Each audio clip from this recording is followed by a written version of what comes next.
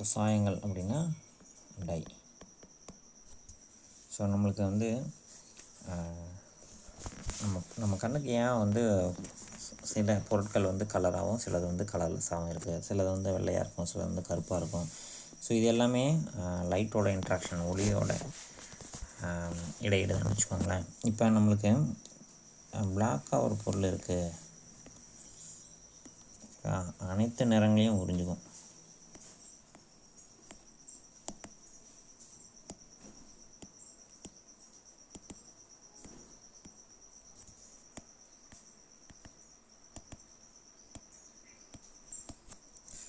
அதே வெள்ளையாக இருக்குது, ஒயிட்டுன்னு வச்சுக்கோங்களேன், அனைத்து நிறங்களையும் சிதறடித்தல்.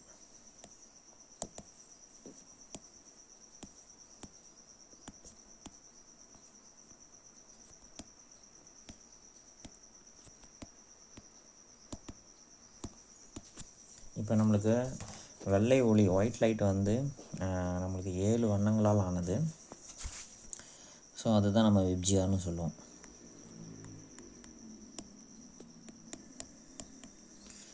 அதாவது விப்ஜிஆர் வி அப்படின்னா வயலட் கலர் நம்மளுக்கு தெரியும்.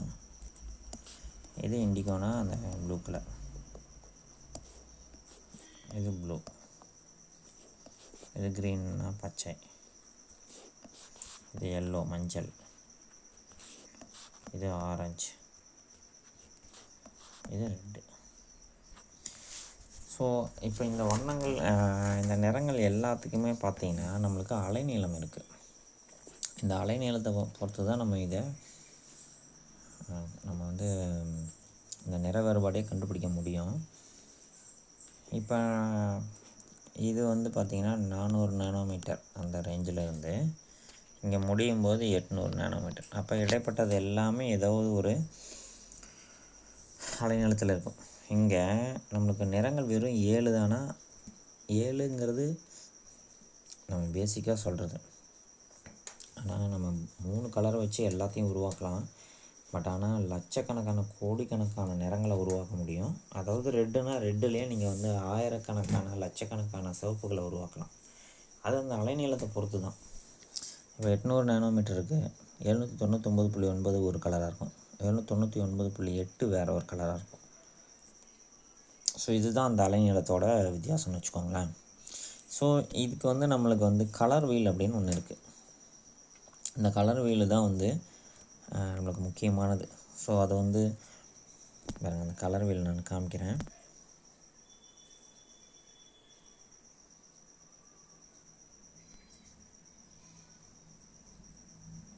ஸோ இதான் அந்த கலர் வீல்.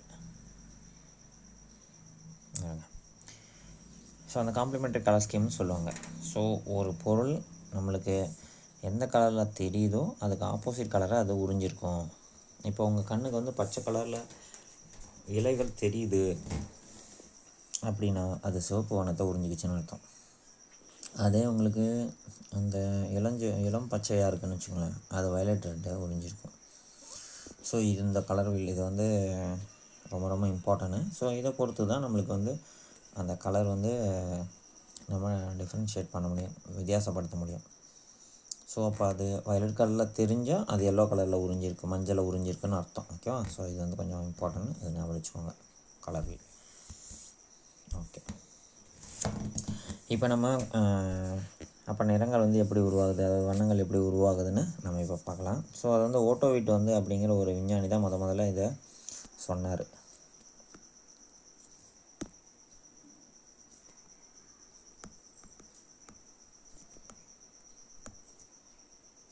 அவர் சொன்ன அந்த தியரிக்கு பேர் வந்து பார்த்திங்கன்னா ஆக்சோக்ரோம் குரோமோஃபோர் தியரி அப்படின்னு சொல்லுவாங்க. இங்கிலீஷ்லேயும் தெரிஞ்சு வச்சுக்கோங்க.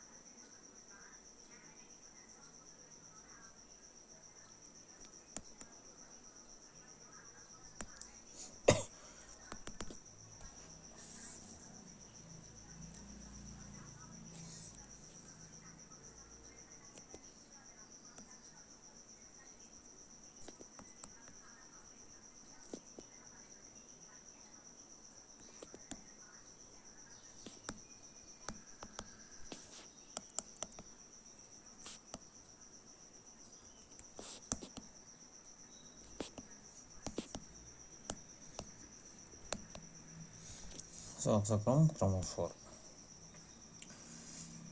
ஸோ இப்போ குரோமோஃபோர் தான் வந்து நம்மளுக்கு நிறங்களுக்கான அடிப்படையான காரணம்.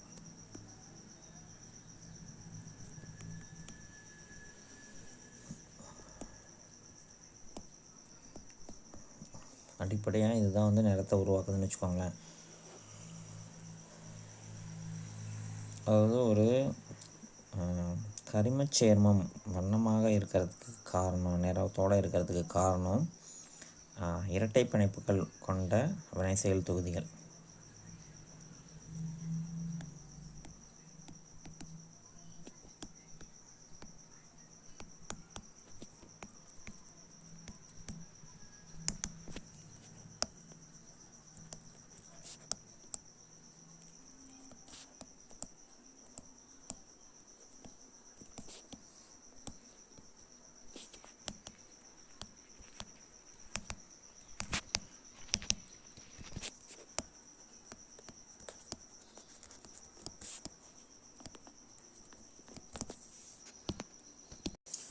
ஸோ எடுத்துக்காட்டு நம்ம இதுக்கு பார்க்கணும்.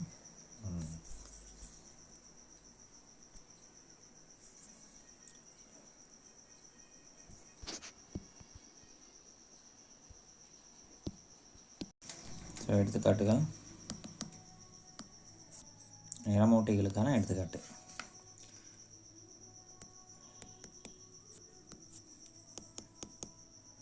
அசோ,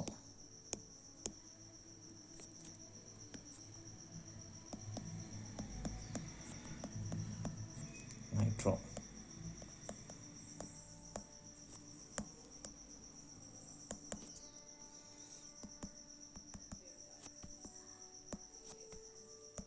அசோக்சி,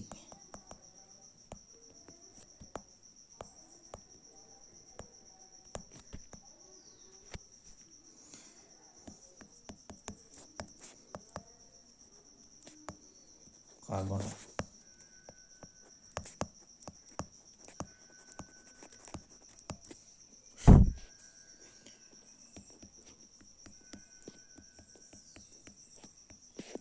டைகார்பனேட்,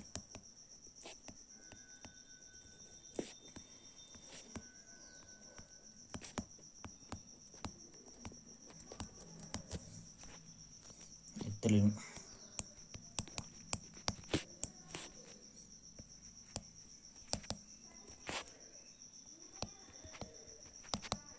எத்திலைனிக் அப்படின்னு சொல்லுவாங்க. வெறும் எத்திலைன்னா 4 ஹைட்ரஜனோட முடிச்சுக்கணும்.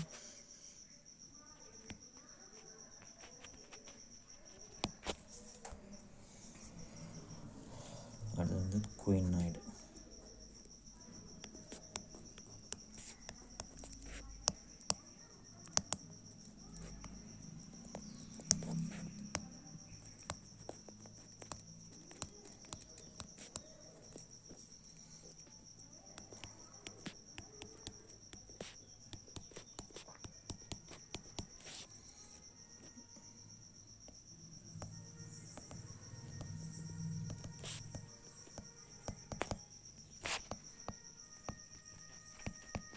இந்த காஞ்சுகேட்டட் சிஸ்டம் ஒன்றோட்டு இரட்டை பிணைப்புகள், ஆல்டர்னேட்டிவ் டபுள் பாண்ட்ஸ் இருக்கக்கூடியது காஞ்சுகேட்டட் குரூப். ஸோ இதெல்லாம் இருக்கிறதுனால தான் நம்மளுக்கு அடிப்படையாக வந்து கரிமச் சேர்மங்கள் நிறத்தோடு இருக்குதுன்னு வச்சுக்கோங்களேன். ஸோ இந்த குரூப்பில் எது ஒன்று இருந்தாலும் சரி நம்மளுக்கு கண்டிப்பாக அது நிறமாக இருக்கிறதுக்கான சாத்தியம் இருக்குது. இப்போ நம்ம அடுத்தது என்ன பார்க்க போகிறோம் அப்படின்னா ஆக்சோக்ரோம்.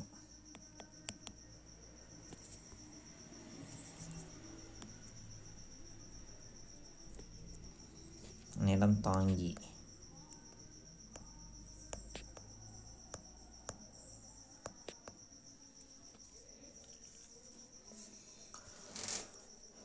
அப்போ இந்த சில வினைசெயல் தொகுதிகள் நிறத்தோட அடர்த்தி அதிகமாக்குன்னு வச்சுக்கோங்க. ஸோ இது வந்து தன்னிச்சையாக நிறத்தை தராது. ஆனால் இது நம்மளுக்கு அந்த நிறமூட்டியோடு இணைஞ்சு இருக்கும்போது நிறத்தோட அடர்த்தியை வந்து அதிகமாக்கும்.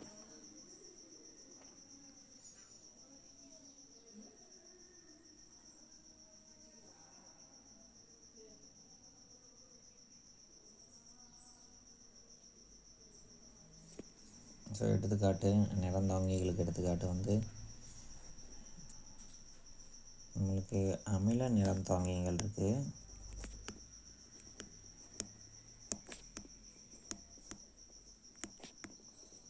சில வினைசெயல் தொகுதி தன்னிச்சையாக நிறத்தை தராது. ஆனால் நிறமூட்டியுடன் இணைந்திருக்கும்போது நிறமூட்டியின் அந்த நிறத்தை வந்து அடர்த்தியாக்கும். இன்டென்சிஃபை அப்படின்னா அடர்த்தியாக்குறது, நிறத்தை வந்து அடர்த்தியாக்குறது. ஸோ அமில நிறந்தாங்கிக்கு எடுத்துக்காட்டு OH ஹைட்ராக்சி,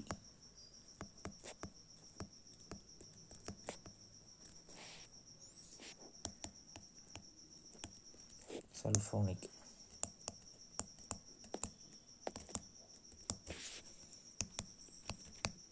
கார்பாக்சிலிக்.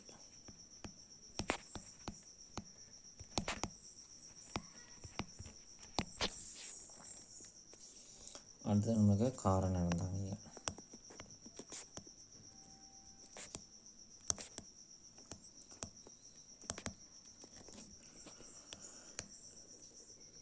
அசிடிக், இது பேசிக்.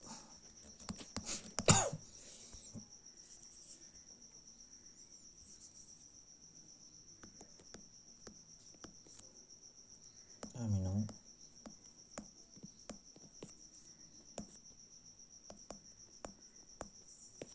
அல்கைல் அமினோ,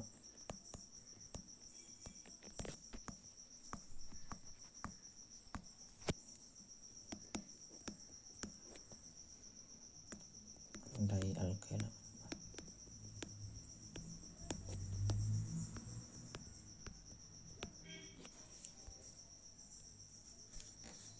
இப்போ நம்ம நிறத்தோட இதில் நம்மளுக்கு இந்த நிறமூட்டி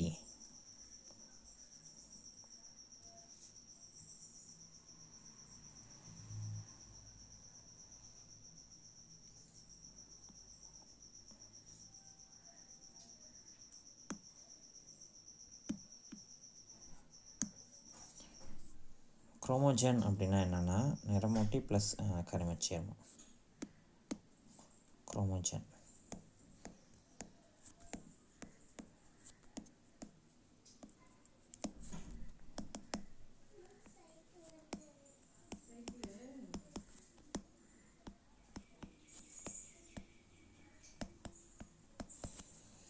நிறமூட்டி தன்னிச்சையான கரிமச்சேர்மம் கிடையாது, அது கூட அடிஷ்னலாக நம்மளுக்கு ஒரு கரிமச்சேர்மம் இருக்குது. இது ரெண்டும் சேர்ந்தது பேர் குரோமோஜன். இப்போ நம்ம ஒரு சாயம் எப்படி இருக்கும் அப்படின்னா சாய சேர்மம்.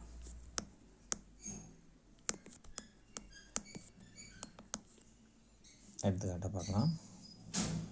ஸோ எடுத்துக்காட்டாக வந்து ஒரு பேராமினோ அசோபென்சின், பேராமினோ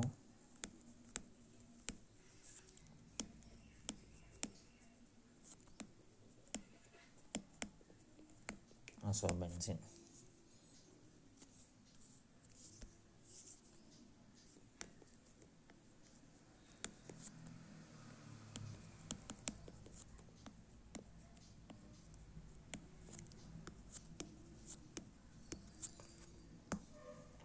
இப்போ இதில் நம்மளுக்கு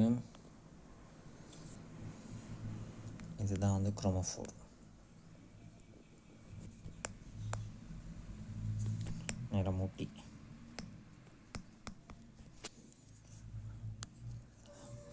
NH2 ஆக்சோக்ரோம்.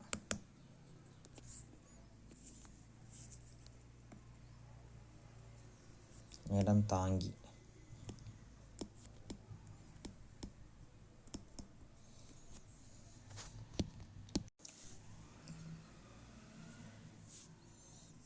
ஸோ இன்னொரு எக்ஸாம்பிள் பார்த்தலாம். பிக்ரிக் அமிலம்.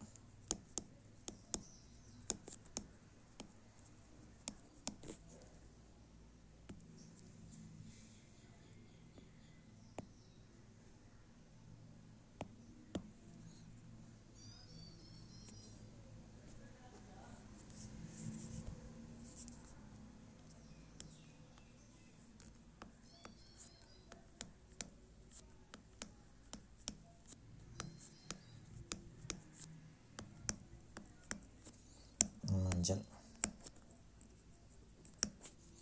ஸோ நம்ம இதில் இருக்கக்கூடிய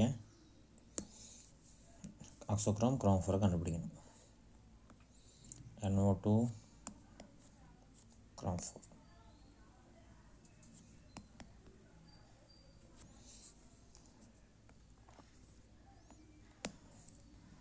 ஆக்சோக்ரோம். ஸோ இந்த மாதிரி நம்மளுக்கு ஒரு டை கொடுத்துட்டாவே நீங்கள் அதில் இந்த நிறமூட்டையும் நிறந்தாங்கையும் கண்டுபிடிக்க தெரியுங்க. ஸோ இப்போ நம்ம வகைப்பாடுக்கு வரோம். சாயங்களின் வகைப்பாடு.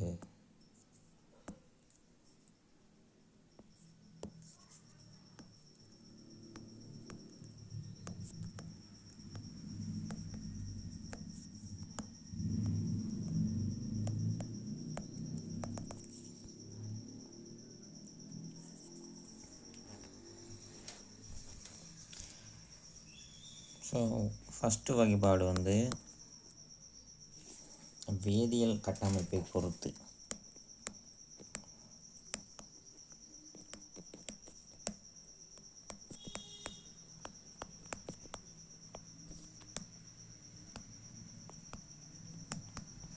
வேதியியல் கட்டமைப்பை பொறுத்து வகைப்பாடு.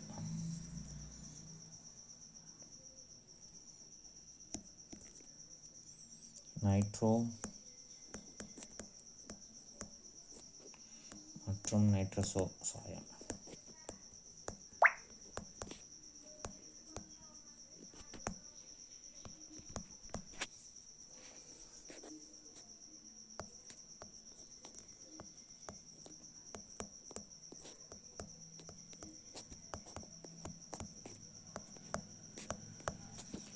பிக்ரிக் அமிலம் இது நம்மளுக்கு முன்னாடியே நேம் பார்த்துட்டோம்.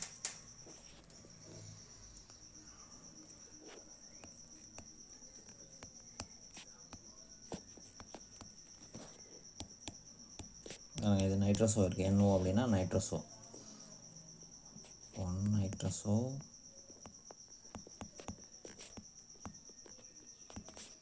2 நாப்தால்.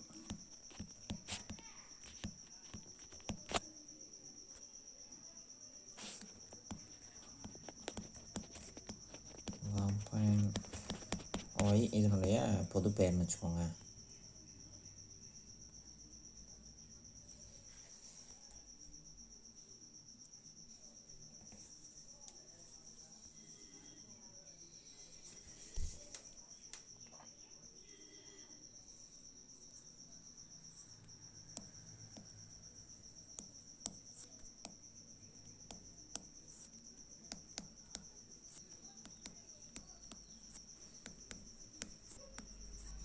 இது மாட்டியஸ் மஞ்சள்னு சொல்லுவாங்க.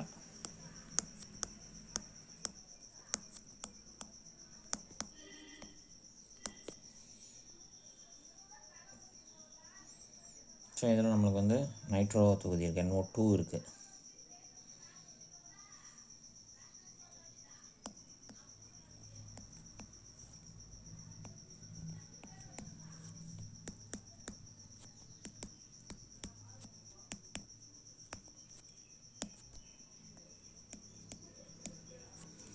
நாப்தால் மஞ்சள்.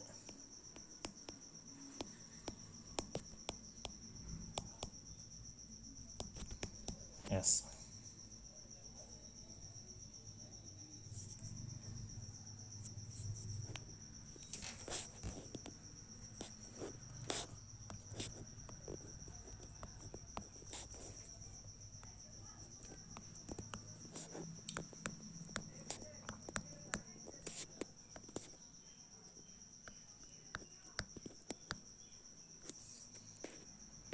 நாப்தால் பச்சை பி.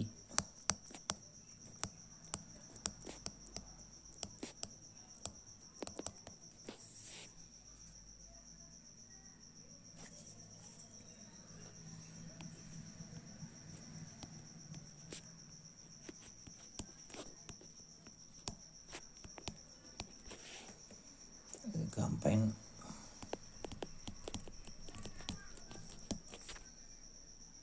ஆர் 2 நைட்ரஸோ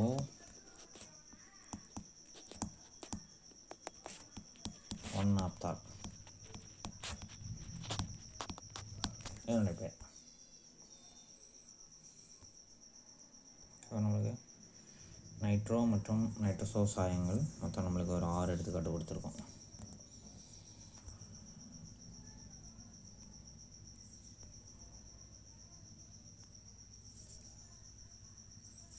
ரெண்டாவது வகை வந்து பார்த்திங்கன்னா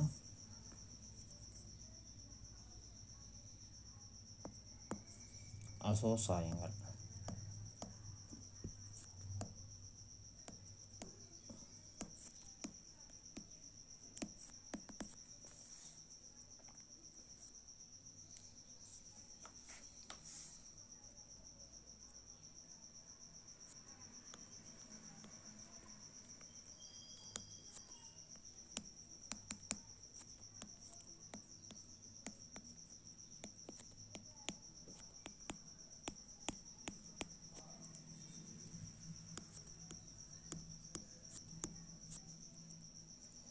மெத்தில் ஆரஞ்சு.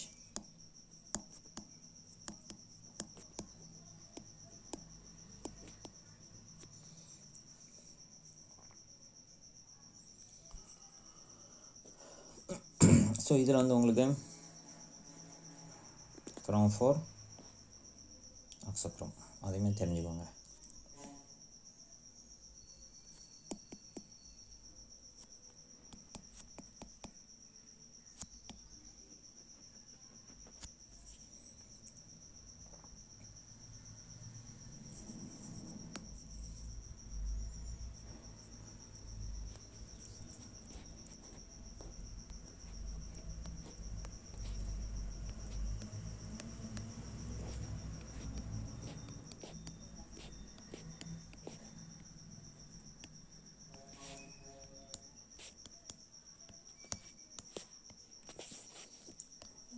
மெத்தில் சிவப்பு.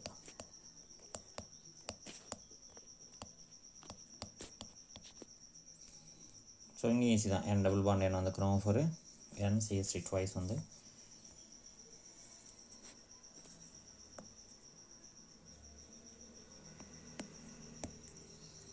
அடுத்து காங்கோ சிவப்பு. ஸ்ட்ரக்சர் எல்லாமே திரும்ப திரும்ப திரும்ப எழுதி பார்த்துட்டே இருந்தீங்கன்னா மனப்பாடம் ஆகிடும். ஏன்னா நம்மளுக்கு எதை வேணாலும் கேட்கலாம். இப்போ காங்கோ சிவப்புன்னு சொல்லிவிட்டு அதில் இருக்கக்கூடிய ஆக்சோக்ரோம் குரோம் 4 என்னன்னு கூட கேட்டுடலாம். அப்போ காங்கோ சிவப்போட மொத்த ஸ்ட்ரக்சரும் உங்களுக்கு மனப்படமாக மைண்டில் வரணும். N டபுள் பாண்ட் N இருக்குது.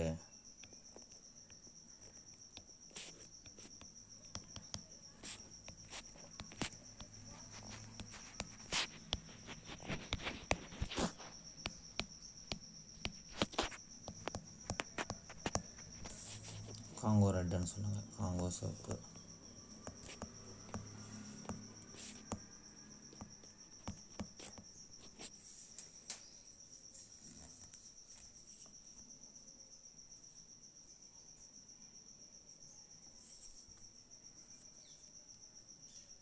ஸோ அடுத்த ஒன்று வந்து பிஸ்மார்க் ப்ரௌன். பிஸ்மார்க் பழுப்பு நிறம்னு சொல்லுவாங்க.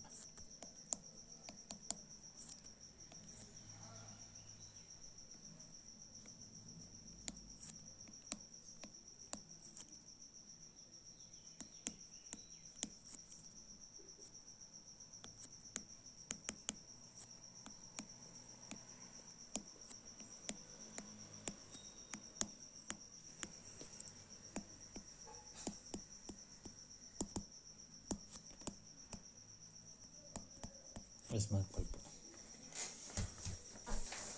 ஸோ இதுலேயுமே நம்ம ஒரு 4 எடுத்துக்காட்டு கொடுத்துருக்கோம்.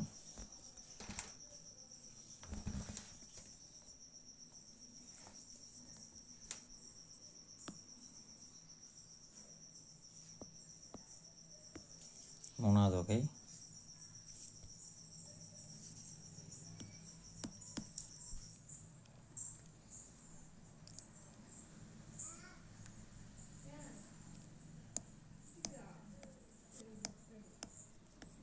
ட்ரை அரைல் மீத்தேன் சாயம்.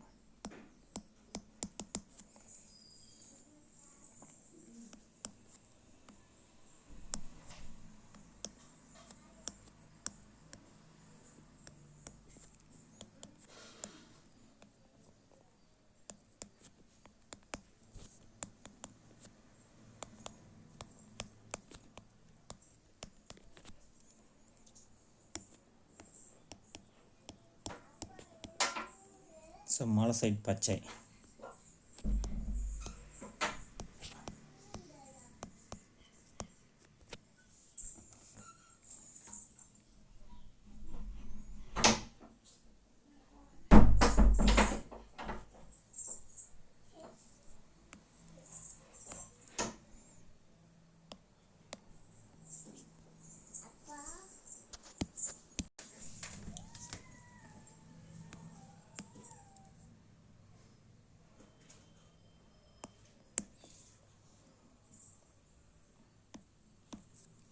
ஆந்த்ராக்வினோன் சாயம்.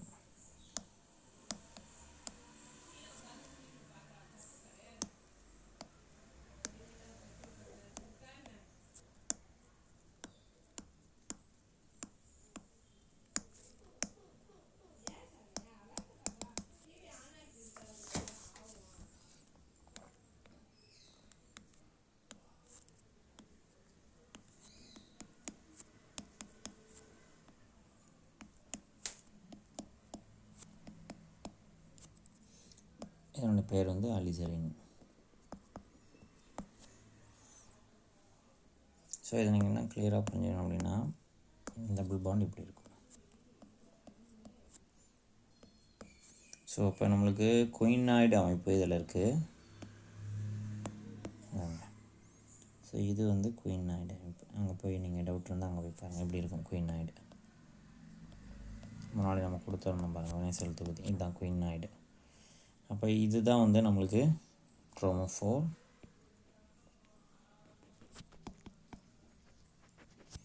ஸோ இது வந்து ஆக்சோக்ரோம். ஸோ இந்த வேறுபாடு நம்மளுக்கு தெரியணும்னு வச்சுக்கோங்களேன். அடுத்து தாலியன் சாயங்கள்.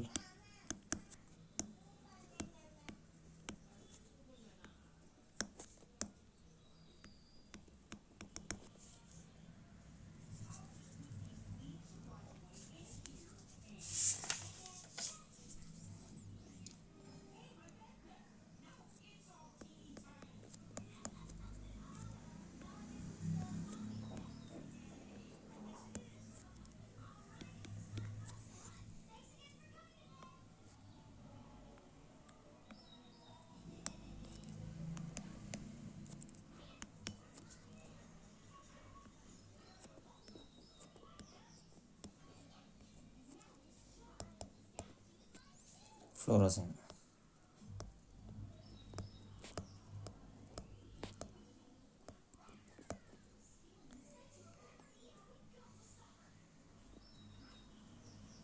கார்போனைல் இருக்குது, அதுதான் நம்மளுக்கு குரோமோஃபோர். இந்த கார்போனைல். ஆக்சோக்ரோம் வந்து பார்த்திங்கன்னா இந்த OH, இந்த OH.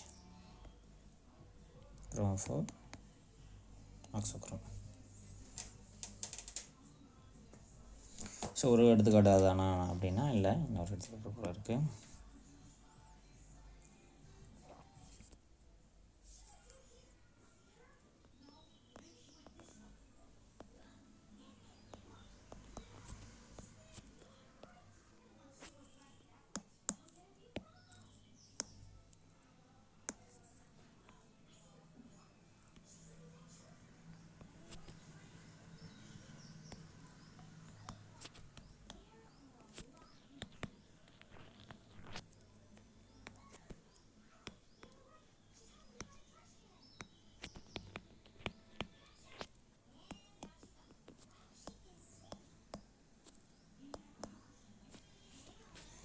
யோசின்.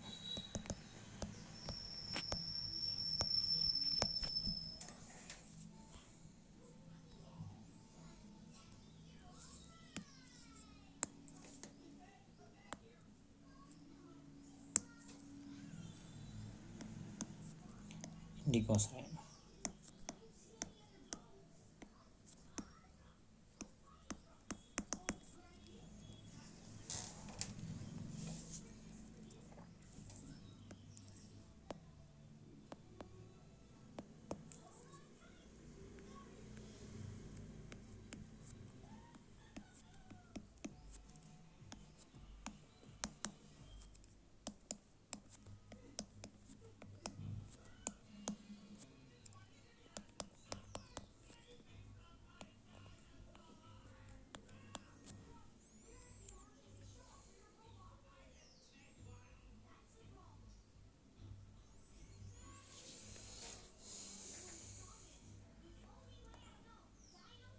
ஸோ இது இண்டிகோ, இதனுடைய பேரே இண்டிகோ தான்.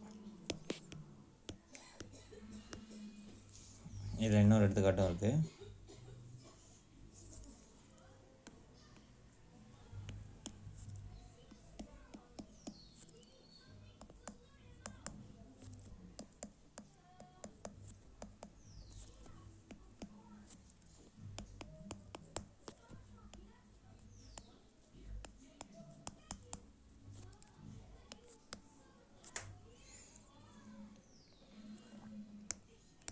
டைரியன்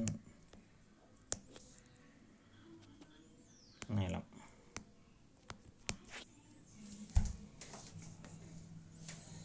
இது வகைப்பாடு முடிஞ்சிருச்சு. அடுத்த வகைப்பாடு என்னன்னு பார்த்தீங்கன்னா, நம்மளுக்கு அதனுடைய பயன்பாட்டு முறையை பொறுத்து சாயங்களின்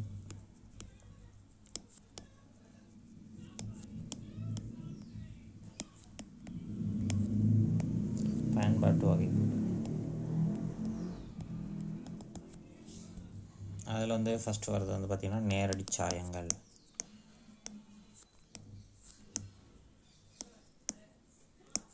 ஸோ நேரடி சாயங்கள் அப்படின்னா என்னென்னு பார்த்தீங்கன்னா, நம்ம தண்ணியில் கரைக்கலாம், கலராக இருக்கும், துணி எடுக்கிறோம், அதில்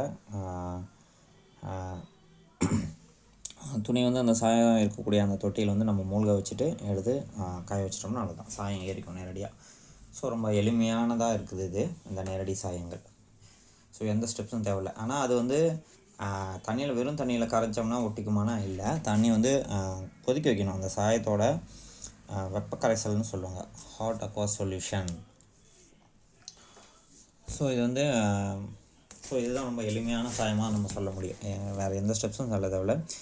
ஏன்னா நம்ம தண்ணியை வந்து கொதிக்கிற நிலையில் எடுத்து நம்ம சாயம் ஏற்றினா தான் நம்ம அதுக்கப்புறம் நார்மலாக, அதாவது சாதாரண வெப்பநிலை இருக்க தண்ணியில் துணியை துவைக்கும் போது சாயம் போகாது வெளியில். ஸோ இந்த நேரடி சாயங்களுக்கு எடுத்துக்காட்டு வந்து பெயர் மட்டும் கொடுக்குன்னா, ஸ்ட்ரக்சர் ஆல்ரெடி அங்கே கொடுத்தாச்சு, மார்டியஸ் மஞ்சள். இதுக்கான வடிவம் வந்து முன்னாடியே ஒரு இடத்துல இருக்குது. ஸோ திரும்ப ஸ்ட்ரக்சரை வரைஞ்சி டைம் வேஸ்ட் பண்ணணும். இன்னொன்று காங்கோ சோப்பு. இது ரெண்டும் வந்து பார்த்திங்கன்னா நம்மளுக்கு நேரடி சாயங்களுக்கான எடுத்துக்காட்டு.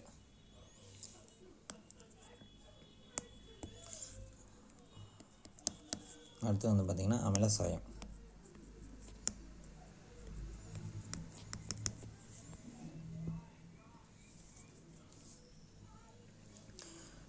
இந்த சாயங்கள் வந்து அதனுடைய சல்ஃபோனிக் அமில உப்புக்களாக எடுத்துக்கிட்டு வந்து பார்த்திங்கன்னா அதுவும் தெரிஞ்சு வச்சுக்கணும். ஸோ எந்தெந்த துணிலாம் இதுக்கு பொருந்தும் அப்படின்னு பார்த்திங்கன்னா, பருத்தி வகை, பருத்தி துணிகள், ரயான், கம்பளி, பட்டு, நைலான். ஸோ இந்த துணி வகையெல்லாம் இதுக்கு பொருத்தமானதாக இருக்குன்னு வச்சுக்கோங்களேன்.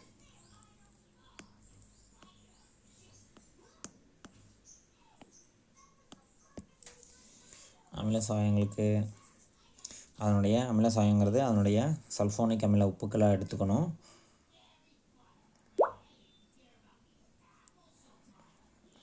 எடுத்துக்காட்டு ஸ்ட்ரக்சரை வரைஞ்சி காமிச்சிடறேன், அப்போ தான் உங்களுக்கு சல்ஃபோனிக் அமில உப்புனா என்னன்னு தெரியணும்.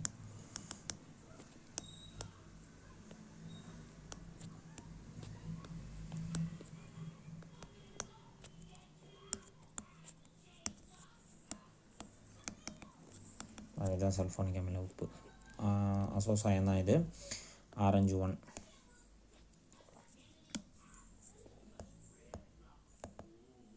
இதோட பேர் வந்து இப்போ பொது பேர் வந்து ஆரஞ்சு 1ன்னு வச்சுக்கோங்க. இது வந்து அசோசாயத்தை சார்ந்தது, ஏன்னா N டபுள் பாண்ட் என்ன இருக்குது. ஸோ இதுக்கு பொருத்தமான துணி வகைகள் கம்பளி, பட்டு, நைலான்.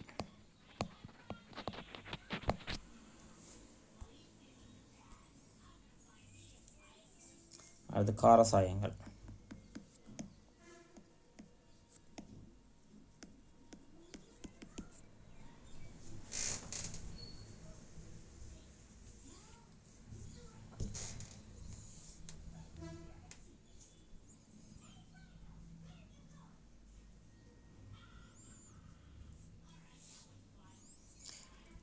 இது வந்து அந்த சாயத்தோட ஹைட்ரோக்ளோரைடு அல்லது ஜிங்க் குளோரைடு உப்புக்களாக எடுத்துக்கணும்.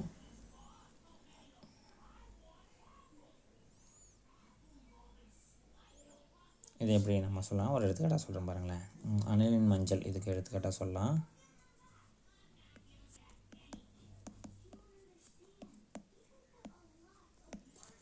இது வந்து சாயத்தோட அமைப்பு.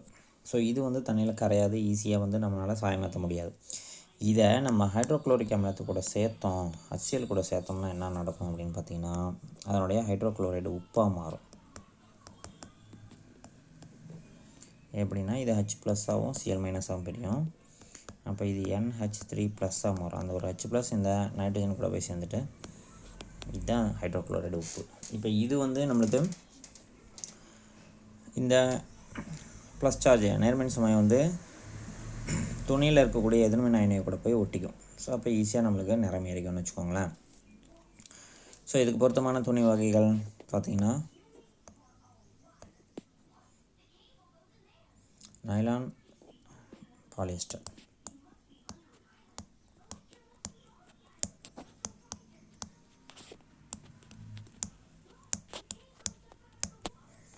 நைலான், பாலிஸ்டர் இது ரெண்டும் வந்து பொருத்தமான சாயங்கள். ஸோ இதுக்கு நம்ம ஒரு எடுத்துக்காட்டு சொல்லியிருக்கோம். அந்த எடுத்துக்காட்டு பேர் வந்து அனிலின் மஞ்சள்.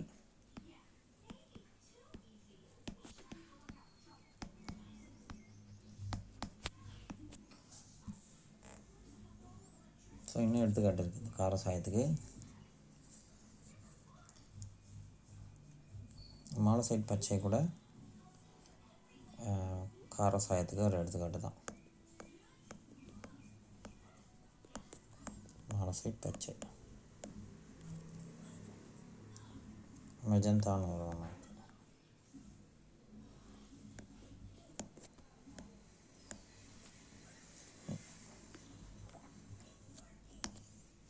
ரெண்டு கலர் அடிஷ்னலாக 2 எக்ஸாம்பிள் சொல்லியிருக்கேன்.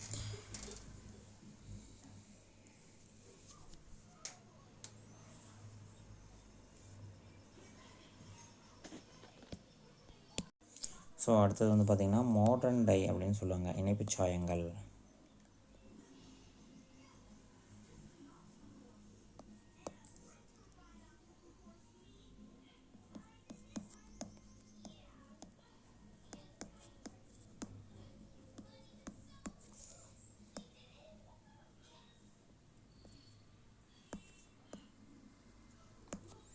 மாடர்ன் டை இணைப்பு சாயம் அப்படின்னு என்னென்னா, நேரடியாக வந்து இது துணி கூட ஒட்டவே முடியாது.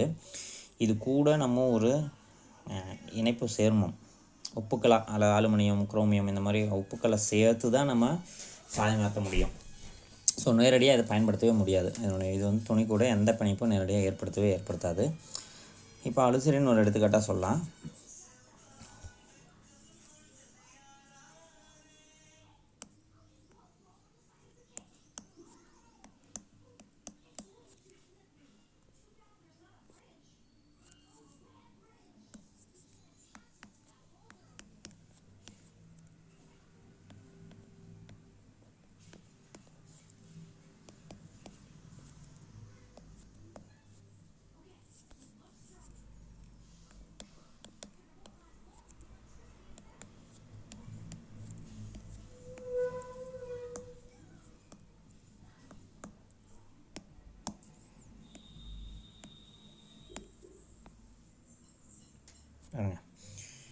நம்மளுக்கு இங்கே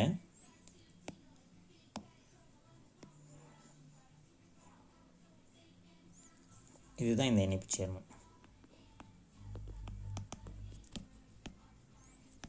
இணைப்பு சேர்மம் வழியாக தான் நம்ம பிணைப்பை துணி கூட ஏற்படுத்தியிருக்கோம். ஸோ இது வந்து அலிசரின் சாயம்.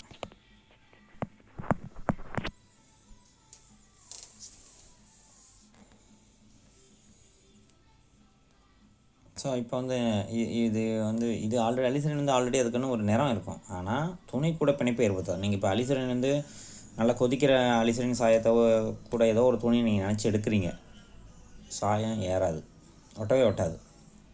திரும்ப நீங்கள் என்ன வெள்ளை கலர் துணியாக வச்சுருந்தா வெள்ளை கலரே தான் இருக்கும்.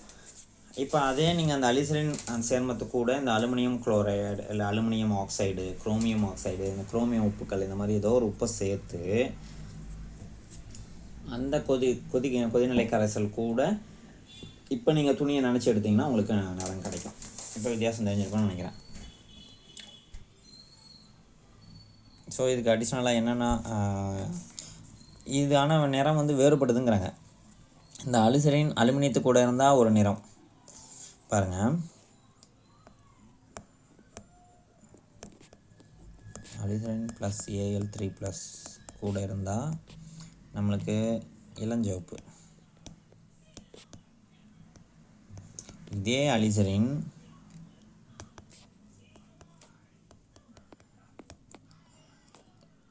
Fe3+ கூட நீலம் ப்ளூ கலர் தரும். அதே அலிசரின்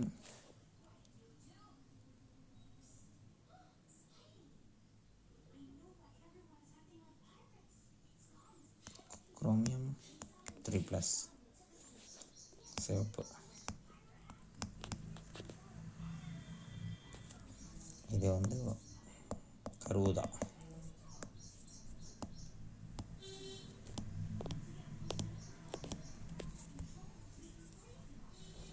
அதே அலிசரின் பேரியம் 2+ கூட நீளம். ஸோ இந்த இணைப்பு சாயத்தை பார்த்துக்கோங்க. அப்போ வெறும் அலிசரின் சாயம் மட்டும் நிறத்தை தராது. அலிசரின் சாயம் வெவ்வேறு நிறத்தையுமே நம்ம அந்த இணைப்பு சேர்மத்தை பொறுத்து உருவாக்க முடியுங்கிறது இது மூலிமா தெரிஞ்சது தான் மாடர்ன் டை. அடுத்து வந்து நம்ம பார்க்குறது தொட்டி சாயம்.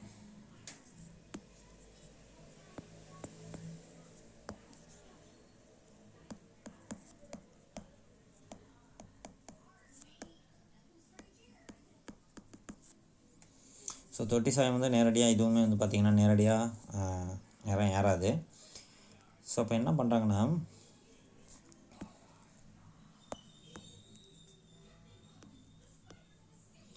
இண்டிகோ சாயத்தோட வடிவம் ஏற்கனவே கொடுத்துருக்கேன். இண்டிகோ நீல நிறம்,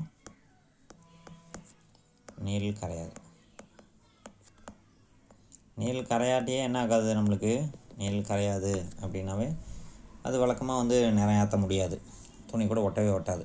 இப்போ இதை நம்ம ஒடுக்கம் பண்ணுறோம், ரிடக்ஷன், சோடியம் பைசல்ஃபைட் ஒடுக்கம். இது ஒடுக்கம் அடைஞ்சதுன்னா அதே இண்டிகோ நிறமற்றதாக மாறுது. இண்டிகோ நிறமற்றது.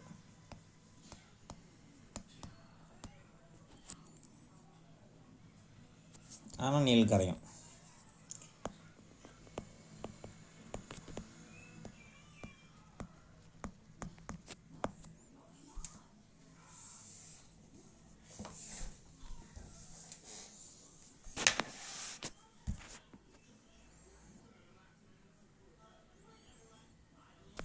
இப்போ நம்ம துணி கூட பிணைப்பை ஈஸியாக ஏற்படுத்திடலாம். திரும்பவும் இதை என்ன பண்ணணும்னா ஆக்சிஜனேற்றம் பண்ணணும்.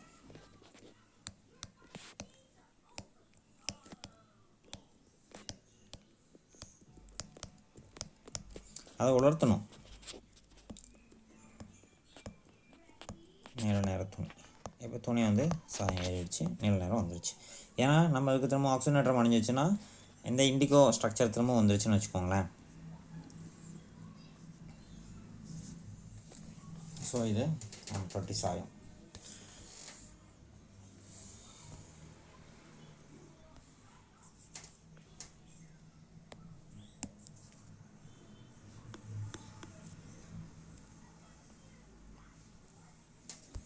அது டெவலப்டு டைன்னு சொல்லுவாங்க.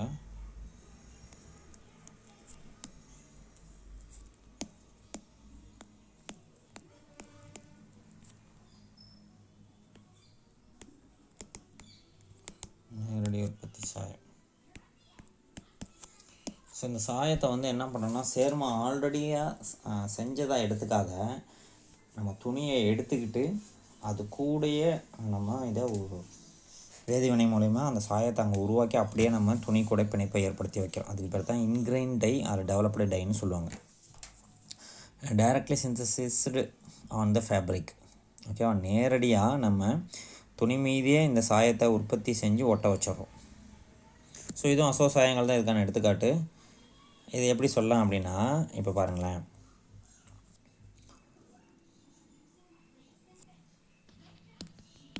ஸோ எடுத்துக்காட்டாக எப்படி சொல்லலாம் அப்படின்னா, ஃபீனால் ப்ளஸ் துணி ஃபேப்ரிக், டயசோனியம் உப்பு,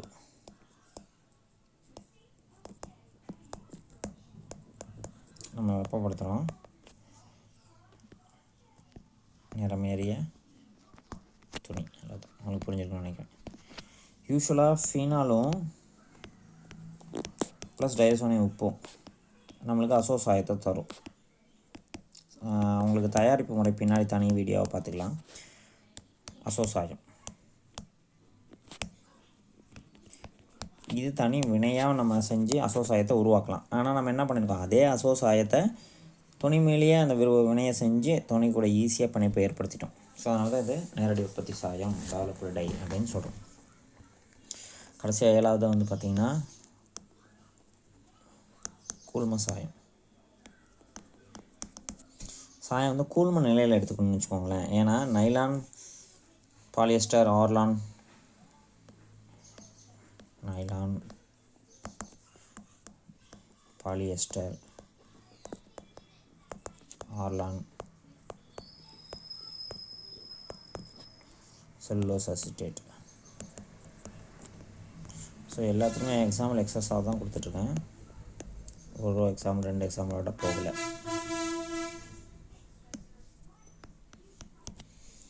ஸோ இதெல்லாம் வந்து கடினமான துணி வகைகள்னு வச்சுக்கோங்க.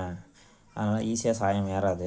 அப்போ அதனால் என்ன பண்ணுறோம் அப்படின்னா, இந்த மாதிரி சாயங்களுக்கு சாயத்தை வந்து கூழ்ம நிலையில் எடுத்துக்கிட்டு வெப்பப்படுத்தி இந்த துணியை அது கூட நம்ம சேர்த்து வைக்கிறோம் அப்படின்னா ஈஸியாக இப்போ வலிமையான பிணைப்பை ஏற்படுத்துகிறோம். அந்த நேனோ துகள்களான சாயம் வந்து போய் இதனுடைய அந்த இப்போ இது ஸ்ட்ரக்சர் வந்து பார்த்திங்கன்னா ரொம்ப கம்பேக்டாக இருக்கும்னு சொல்லுவாங்க, ரொம்ப நெருக்கமாக இருக்கும். அப்போ இந்த கூழ்ம துகள்களுக்கு போய் இந்த இடத்துல பிணைப்பு ஈஸியாக ஏற்படுத்திக்கும். இப்படி இந்த பிணைப்பை ஏற்படுத்தும் போது நம்மளுக்கு நல்லா சாயம் ஏறிடும்.